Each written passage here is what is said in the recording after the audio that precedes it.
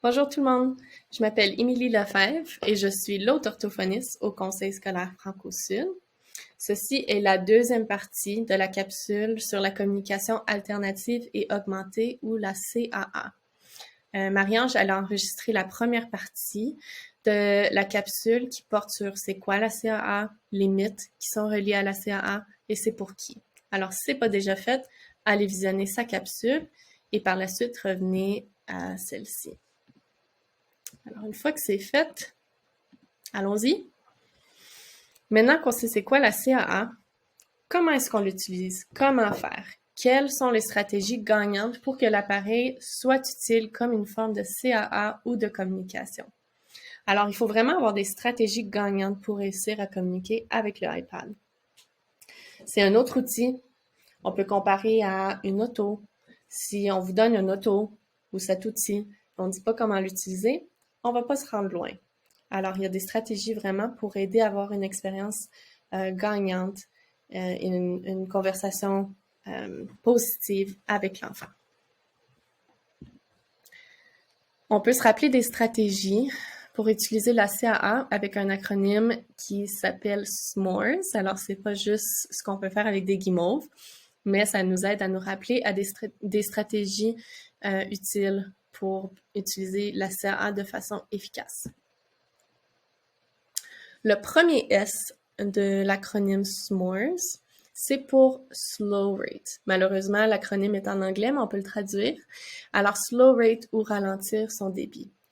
Je sais que lorsque j'essaie d'aider un enfant, des fois, ce que je fais, c'est que je donne plusieurs exemples, je change mon vocabulaire et je commence à parler de plus en plus vite, mais vraiment, il faut ralentir son débit et parler de façon très articulée.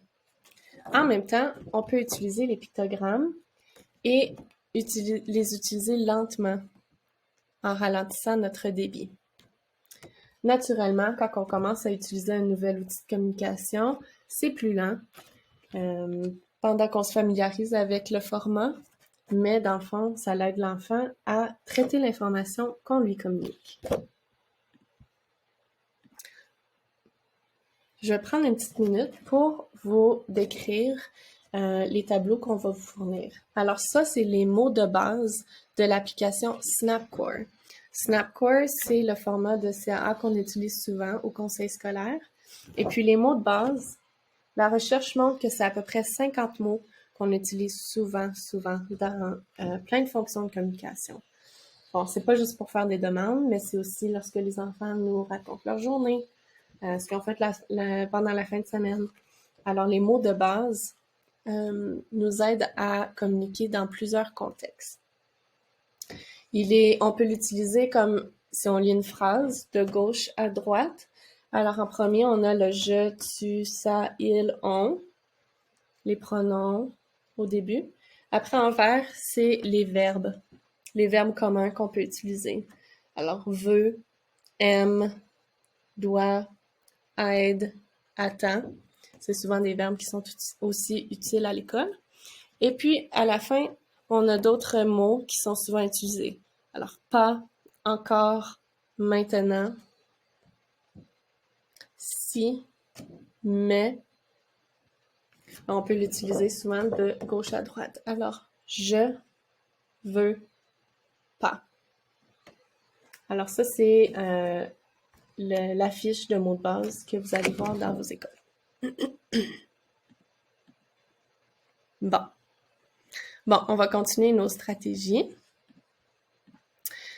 La deuxième stratégie, c'est le MO pour modèle. Lorsque un enfant commence à utiliser un nouvel outil de communication, on veut modeler comment l'utiliser dans plein de contextes. Par exemple, si on pratique le « je veux », on peut pratiquer le « je veux » dans la salle de classe. Alors, je veux que tu m'écoutes. On peut le pratiquer dans le couloir. Je veux que tu mettes ta tuque. Ou je veux que tu te laves tes mains aux toilettes. Alors, on peut utiliser et apporter l'outil de communication avec nous partout, vraiment pour modeler son utilisation dans plusieurs contextes. Une stratégie que vous utilisez peut-être déjà, c'est de parler en parallèle, d'écrire ce que l'élève fait pendant qu'il le fait. C'est une très bonne stratégie de stimulation langagière pour l'enfant. Par exemple, S'il est en train de jouer un jeu, ah, ça monte. Oh, oh, oh. On va vite. Le camion va vite. Pendant que vous parlez en parallèle, vous pouvez aussi utiliser l'outil pour pointer à certains mots-clés. Évidemment, en regardant les mots de base, c'est pas tous les mots qu'on dit de façon verbale. Alors, ce qu'on veut faire, c'est de cibler vraiment les concepts clés ou les objectifs qui ont été établis dans le plan d'appui. Si les concepts clés, c'est le je, les pronoms je ou tu, on va vraiment cibler ceux-là. Ou le veux. Je veux que tu mettes ta tuque. Je veux que tu manges ta collation. Ça l'aide aussi l'enfant à capter les concepts qui sont importants de la phrase en choisissant les mots-clés. Ça, c'est le modelage. Le premier R de l'acronyme, c'est respect et réflexion. Souvent, ce qu'on entend, c'est que les enseignantes ou les parents nous disent « Mais je comprends ce que l'enfant veut, ou je sais ce qu'il essaie de me dire. » On essaie d'offrir le plus d'opportunités de partenaires de communication aux enfants. Et oui, si l'enfant pointe à sa bouteille d'eau, on peut comprendre que c'est ça qu'il veut. Mais si c'est des moyens de communication qui sont un petit peu moins clairs, si c'est des bruits, ça peut être un petit peu moins évident si c'est un nouveau partenaire de communication. Alors, ça permet d'avoir un mode de communication qui est un petit peu plus clair et qui est compris par plus de gens. Aussi, pendant que l'enfant grandit, les fonctions de communication ou ce qui va utiliser la communication pour faire, raconter des blagues, raconter sa fin de semaine, ça va plus être juste de faire des demandes. Alors, les fonctions se complexifient et puis, ça s'en vient de plus important d'utiliser un mode de communication qui est un petit peu plus varié et qui offre plus de choix. Alors, on veut respecter ce que l'enfant, son mode de communication et ce qu'il est habitué de faire. Si l'enfant est habitué de pointer, on veut respecter ce mode de communication et ensuite le refléter en utilisant l'outil. Et après plusieurs expositions, l'enfant va commencer à faire le lien avec la demande et ce qu'il fait, et puis l'outil de communication. Puis on espère qu'à un moment donné, l'enfant va commencer à utiliser l'outil par lui-même. Si l'enfant pointe à sa bouteille d'eau, il va dire « Ah, tu veux ta bouteille d'eau? OK. Tu veux ta bouteille d'eau. » Alors, ça permet de respecter comment l'élève a initié la communication et on modèle une communication qui est claire avec l'outil. Le deuxième R de l'acronyme SMART, c'est répéter. Alors, si vous avez déjà travaillé avec un orthophoniste, on vous dit souvent de répéter, répéter, répéter. C'est une stratégie très gagnante pour nos petits cocos avec des difficultés langagières. Les enfants typiques, d'habitude, ils ont besoin de 2 à 3 répétitions d'un mot ou d'un concept pour pouvoir comprendre sa définition, son sens et l'utiliser dans plus qu'un contexte. Pour nos petits cocos qui ont des difficultés langagières, ça peut prendre plus que 15 à 20 fois de répétition avant qu'ils puissent faire le lien. Alors, la répétition, c'est très important, surtout pour eux, non seulement de façon orale, mais aussi avec les pictogrammes. Alors, on peut augmenter l'exposition au langage avec l'outil, comme avec le langage oral. Et puis, justement, ça aide l'enfant à bâtir la correspondance au pictogramme avec plus d'exposition, en plus du langage oral. Le E, c'est pour l'expansion. Ce qu'on veut dire par l'expansion, c'est qu'on ajoute 1 ou 2 mots à ce que l'enfant dit avec d'autres pictogrammes. Si l'objectif du plan d'appui, par exemple, c'est d'utiliser 2 mots dans la phrase, et l'enfant commence à utiliser 2 mots. Alors, je veux, l'enfant commence soit à le dire de façon verbale, à pointer ou à faire les deux en même temps. On va modeler 3 mots. Je veux pas. On veut toujours travailler dans la zone proximale de développement de l'enfant, ce qui veut dire que c'est la zone juste un petit peu au-dessus des habiletés de celle de l'enfant. On veut continuer à pousser l'enfant au prochain niveau. Alors, s'il est capable de dire un mot, on va modeler 2 mots avec l'outil. S'il est capable de dire 2 mots, on va en modeler 3. Alors, on veut juste être un petit peu au-dessus du niveau de l'élève, pas trop, pas que ça soit trop complexe puis que l'enfant se décourage, mais juste un niveau au-dessus. Alors ça, c'est dans la zone proximale de l'enfant. Une étape plus avancée que l'élève. Ça donne à l'élève des modèles de phrases plus longues, et puis pendant que l'élève s'améliore à utiliser l'outil ou à utiliser le langage oral, il va être exposé à un modèle de phrases qui sont plus longues. Il y a une petite note avec le modèle de phrase et l'expansion. Peu importe le niveau de l'enfant, on veut toujours donner un modèle de phrase qui est complet. On veut donner des phrases qui sont complètes. Alors même si c'est des phrases courtes, comme je mange une pomme, on veut pas omettre des mots dans la phrase. Si c'est je, on a une image d'une pomme. Je pomme. Il faut toujours faire des phrases complètes, même si elles sont courtes, pour donner le meilleur modèle.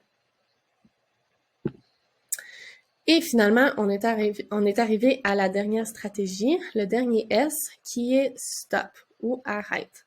Alors là, il faut vraiment s'arrêter. On fait une pause et on donne du temps à l'élève pour répondre. On dit de 5 à 10 secondes. Ceci donne le temps à l'élève de traiter l'information, chercher ce qu'il veut dire, ensuite de le trouver sur les pictogrammes et de nous le pointer.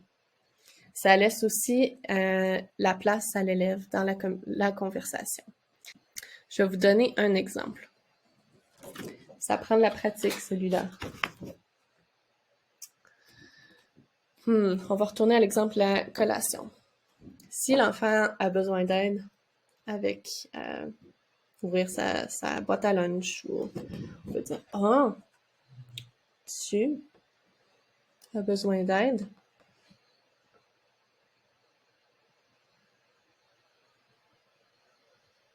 Ça fait long, 5 secondes, mais ça donne la place à l'enfant. Tu as besoin d'aide?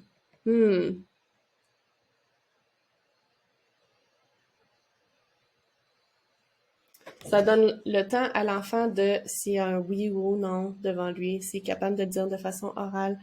C'est surprenant quand on laisse la place à l'enfant et le temps de voir qu'est-ce qu'ils sont capables de faire.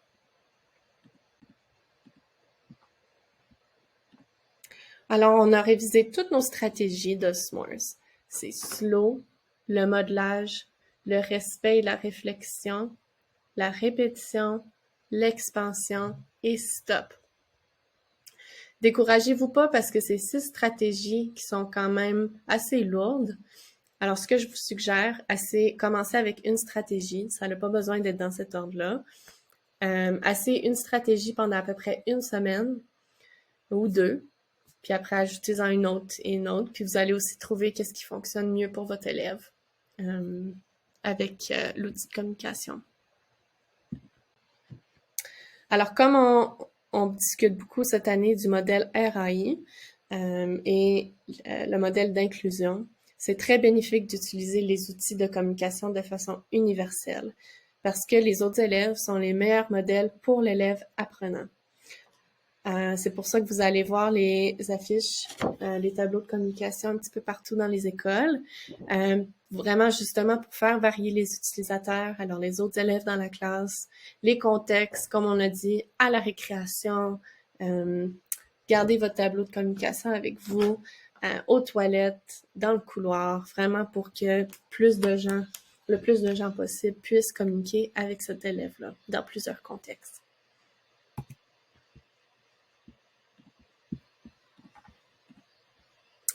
Et on arrive à la fin de notre présentation sur la CAA. J'ai mis nos coordonnées ici. Si jamais vous avez des questions, des commentaires ou vous voulez qu'on vienne dans vos classes pour qu'on se pratique ensemble ou qu'on vous donne des exemples concrets, alors n'hésitez pas à nous joindre. On est vraiment passionnés de la CAA et de son potentiel dans le conseil scolaire. Et puis, on espère que vous l'êtes aussi. Alors, merci beaucoup et bonne journée!